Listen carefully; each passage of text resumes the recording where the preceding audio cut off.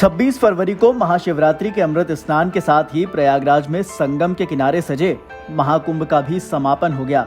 64 करोड़ से ज्यादा श्रद्धालुओं ने यहां आस्था की डुबकी लगाई। मगर रिकॉर्ड सिर्फ स्नान के लिए आए भक्तों की गिनती ने ही नहीं बनाया, एक रिकॉर्ड रेलवे के खजाने ने भी बनाया है। महाकुंभ के दौरान देश भर में रेलवे ने 16,000 से ज्यादा ट्रेनें चलाई।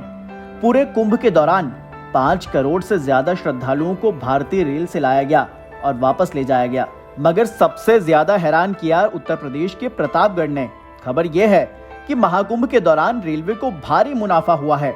एक रिपोर्ट सामने आई है जिसमें बताया गया कि महाकुंभ के दौरान रेलवे ने करोड़ों रुपए की कमाई की। प्रतापगढ़ के मां बेल्हा देवी धाम रेलवे स्टेशन को महाकुंभ के दौरान रिकॉर्ड तोड़ कमाई हुई है। आंकड़ों को सही माने तो इस रेलवे स्टेशन से लगभग 2 लाख श्रद्धालुओं ने यात्रा की, जिससे रेलवे को 20 करोड़ रुपए से ज्यादा का राजस्व मिला। श्रद्धालुओं की सुविधा को ध्यान में रखते हुए यहां से 24 से ज्यादा महाकुंभ स्पेशल ट्रेनों का संचालन किया गया।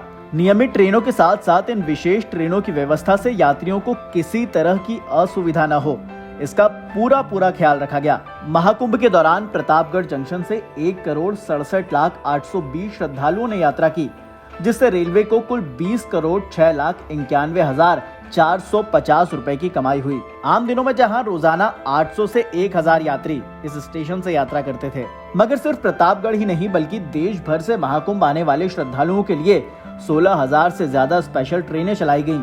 महाकुंभ के समापन पर रेल मंत्री अश्विनी वैष्णव गुरुवार को प्रयागराज जंक्शन पहुंचे, जहां उन्होंने कुंभ के दौरान काम करने वाले कर्मचारियों से मुलाकात की और आभार जताया। उन्होंने बताया कि पूरे महाकुंभ के दौरान रेलवे ने क्या रिकॉर्ड बनाए हैं।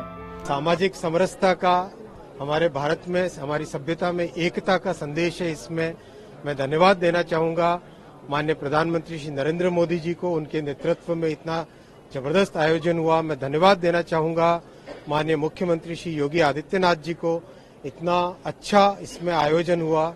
मैं साथ ही धन्यवाद देना चाहूंगा बिहार और मध्य प्रदेश के मान्यवर मुख्यमंत्रियों को भी।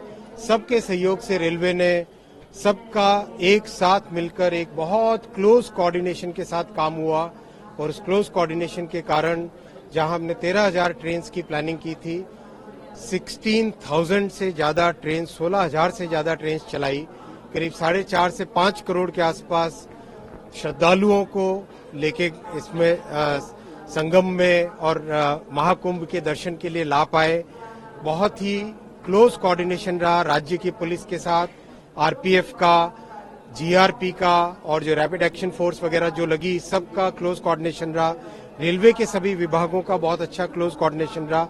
इस पूरे समागम में, इस पूरे महाआयोजन 45 दिनों में कोई एसेट, कभी कोई एक भी लोग को फेल नहीं हुआ, कहीं कोई एक भी दिक्कत नहीं आने दी। इस तरह की मेंटेनेंस की बहुत ध्यान रखा गया, और विशेष ध्यान रखा गया कि सब जगह श्रद्धालुओं को प्रधानमंत्री श्री नरेंद्र मोदी जी ने हमेशा हमको ये मार्गदर्शन दिया कि इसको आप क्राउड की तरह न समझें, श्रद्धालुओं की श्रद्धा को समझें, और श्रद्धालुओं की श्रद्धा और भक्ति में कैसे हम बढ़ा सकें, उनको कैसे सहयोग कर सकें, उस भावना के साथ काम करें।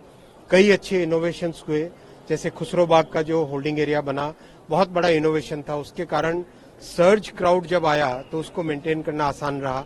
जिस तरह के होल्डिंग एरियाज बने, चाहे झूसी में हो, चाहे नैनी में हो, चाहे चौकी में हो, चाहे प्रयागराज जंक्शन में हो, चाहे प्रयाग स्टेशन में हो, उन सब के कारण, होल्डिंग एरियाज के कारण बहुत बेनिफिट मिला।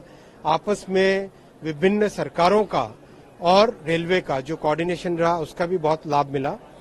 इस सबसे जो सीखने को मिला है, टीम पूरा उसका एक एनालिसिस भी करेगी, और किस तरह से रेलवे के जो ऑपरेशंस मैनुअल्स हैं उनके अंदर एक परमानेंट चेंज लाने के लिए भी व्यवस्था करेंगे, जिससे कि आज से जो लर्निंग आई है, इस महाकुंभ से जो लर्निंग आई है, उस लर्निंग को हम देश के हर जगह, जहां पर भी क्राउड, जहां पर भी अचानक पैसेंजर्स का सर्ज आता है, उसको हम संभाल सके, उसको ढंग से मैनेज कर सके।